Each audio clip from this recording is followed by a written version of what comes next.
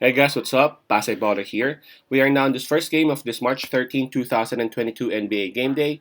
This is New York Knicks with a record of 28 wins and 39 losses, visiting visiting Brooklyn Nets, although they're within the same city, with a record of 34 wins and 33 losses. The game will be at 12 o'clock noon Eastern time, so that's going to be 1 o'clock a.m. here in Manila. I'm just inviting everyone who have not subscribed yet to our YouTube account or YouTube channel, Pasay Baller. Please click on the subscribe button below. At the same time, hit on the bell logo. That way, automatically, you guys will be receiving notifications whenever new videos are uploaded. All right. So let's take a look at the Eastern Conference standings first for these two teams. Starting with Brooklyn Nets, they are at number 8 in the Eastern Conference. For their last 10 games, they have won 4 games, so they were a bit inconsistent. Even when KD came back, the first couple of games were they were still not looking good. But approaching this game, the Brooklyn Nets are already having back-to-back wins. For New York Knicks, they are at number 12 in the Eastern Conference. For their last 10 games, they have only won 3 times. So, again, their form is really not that good. Approaching this game, the New York Knicks is coming off a loss. But that was a loss against Memphis Grizzlies, and it was a close game. I even thought that New York Knicks had that game under their bag. Right, so on this game, Brooklyn Nets would have the home court advantage. The Brooklyn Nets would also have the momentum as they are having back-to-back wins. In terms of fatigue, well, both teams had their rest yesterday, so let's just skip that part, okay? So, checking on the injury list of both teams, starting with New York Knicks, Nerlens Noel, Obi Toppin, Cam Reddish, Quentin Grimes, Derrick Rose, they are all not playing and available for New York Knicks. So that's a total of 5 players out for New York Knicks. If we take a look at Brooklyn Nets, the home team, Kyrie Irving, of course, cannot play. LaMarcus Aldridge is also unavailable. David Duke, Ben Simmons, and Joe Harris is still not playing. So that's also a total of 5 players out for Brooklyn Nets. And I'm looking at the spread. It opened up with minus 3.5 for Brooklyn Nets, but as we speak now, it is at minus 5.5.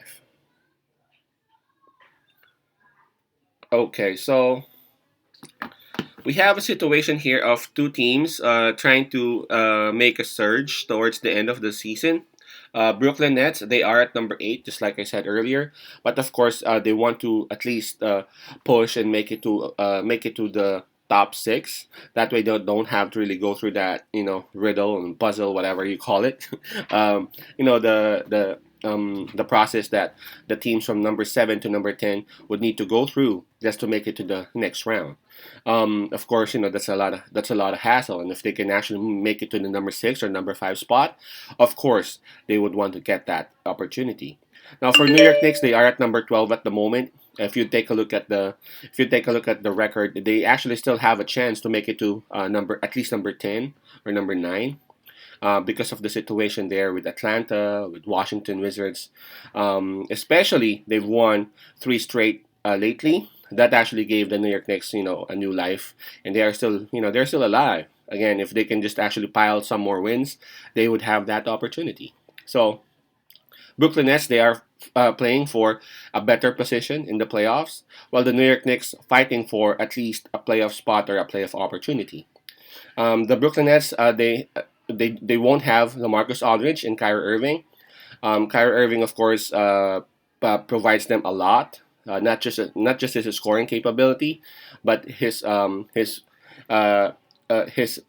his IQ towards the basketball, and his threat actually allows other to score easily. If Kyrie has the ball, then the defense would need to adjust to him. Otherwise, he can actually find KD or their bigs, for an open shot or for an easy shot. Now, with Kyrie not around, then that's gonna be a huge relief for the New York Knicks. Now, LaMarcus Aldridge is also not playing, so that is actually a huge check mark for the New York Knicks. Especially New York Knicks is still still don't have Nerlens Noel. For the New York Knicks, they won't have they just like I said, they won't have Nerlens Noel. They won't have Cam Reddish. Cam Reddish, provides very efficient minutes off the bench. Maybe he will just give you like 5 points or 2 rebounds. But again, that is automatic if ever you give him some opportunity to ball. So that Cam Reddish is actually a huge loss for the Knicks for me. Um, I'm looking at the situation where KD would actually take over. I mean, the Nets the Nets don't have any choice, right? It's KD, and of course, KD will try to find their other shooters like uh, Curry and who's this? I forgot the I forgot the name of their other guard. What's the name? What the heck? I just woke up, by the way. I forgot the name of their other point guard, the Australian dude. Um, I really forgot the name, man. Hold on, let me let me just check. Patty Mills. There you go. So, yeah. Of course, if KD imposes a lot of threat to whichever team he's facing, so if ever the New York Knicks would actually provide a double team, all KD needs to do is to swing the ball, and if those guys would actually be open, that will mean trouble for the Knicks. I'm talking about Curry. I'm talking about Mills. All right. So with the spread of 5.5, I think the New York Knicks is the better is the better option. Not just because not because I am a New York Knicks fan, but because they are actually number one. They have a more sense of urgency here, and they actually are I would say healthier in the sense that they have the bigs needed to dominate the rebounds, and that I can guarantee.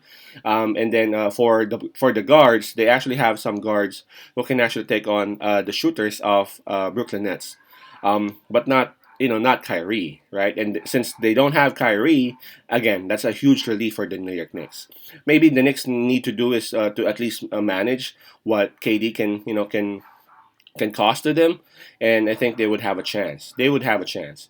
But again, the better pick would be to take New York Knicks with a plus 5.5 on it. As you can see, the Knicks lost to Memphis Grizzlies, man. I'm talking about Memphis Grizzlies. That's Jam Morant and his boys, and they only lost by 4 points. So that means the Knicks are indeed balling well lately. All right. So my pick on this one would be New York Knicks plus 5.5. But don't be surprised if the New York Knicks would actually win this one outright. Knicks plus 5.5. Peace out, pass love, and God bless.